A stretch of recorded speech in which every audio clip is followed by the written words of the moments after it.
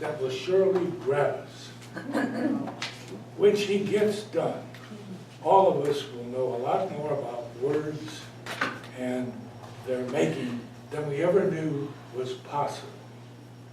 But before I introduce her, let me share a few items with you.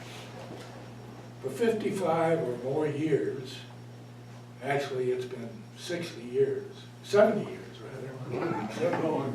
Anybody have 75? She's always said that one Toastmaster in the family is enough.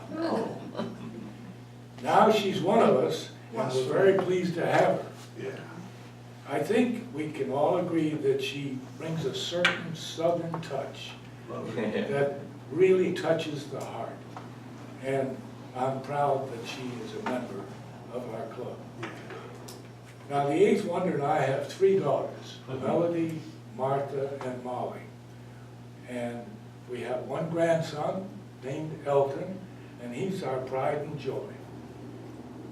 Now, she hasn't been a Toastmaster very long, but she is fast closing in on her basic manual, the Competent Communicator, or Communications Manual. And this is her 9th speech on the Persuade with Power. So please help me welcome Marian Metke, talking to us on the word makers.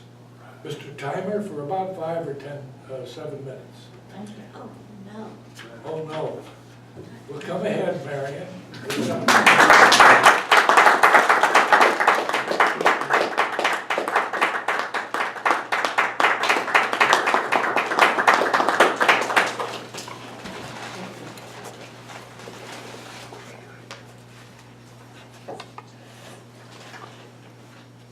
The word maker.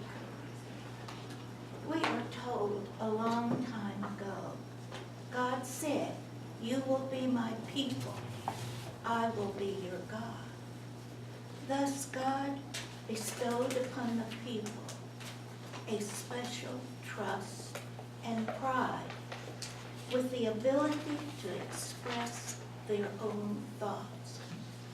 To guide his people, God gave them the poet, the prophet, and the singer, the first Toastmasters. To guide his people, the poet, the prophet, and the singer were word makers and guides and teachers through vision, and they hold a people together and give them purpose and language. The poet, singer, and prophet carry the memory and the traditions of the people, will sound the future, warn of peril, tell the deeds of heroes, bringing a people together in the joy of season and festival. The words are like rays of light, a golden thread where the people, weaving the people into a community. Down through the ages, the poet and singer have inspired and moved a people and mediated the age-old dilemmas, good versus evil, order as opposed to freedom, trust versus betrayal, self-interest versus the common good. We the people, the citizens of America, have been blessed with freedom, heroes, and common good.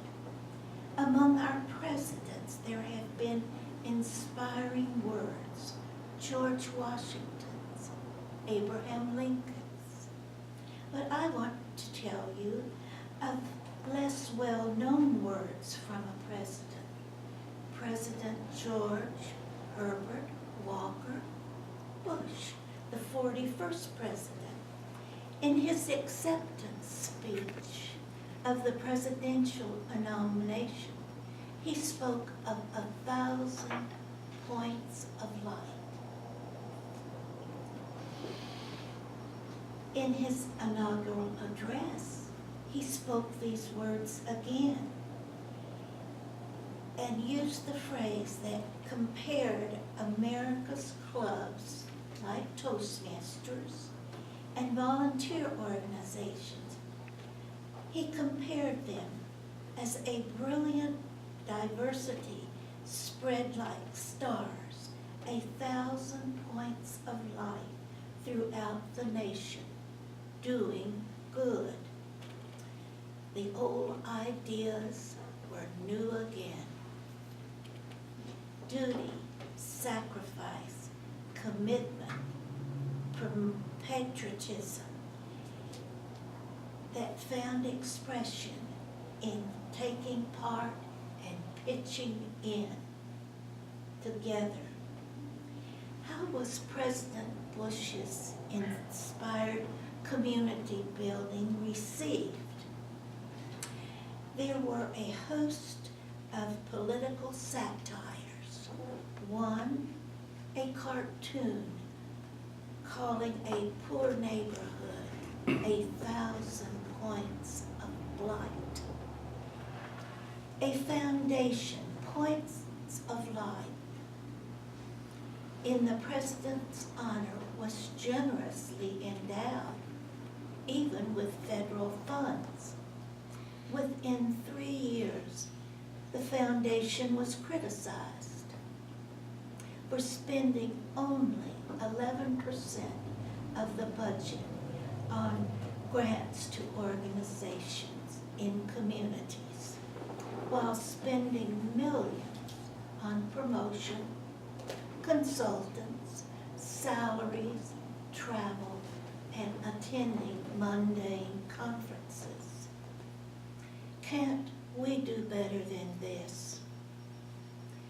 Sadly, this greedy phenomenon continues. We stand in peril of losing respect, losing the will to thrive, losing a sense of justice for all, and most of all, losing a love of words and learning for all.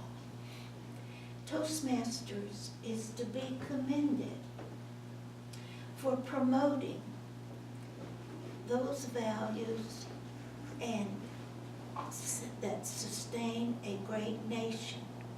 Toastmasters learn to motivate and challenge people, urging them to adapt true values and goals and consider the benefits of doing so.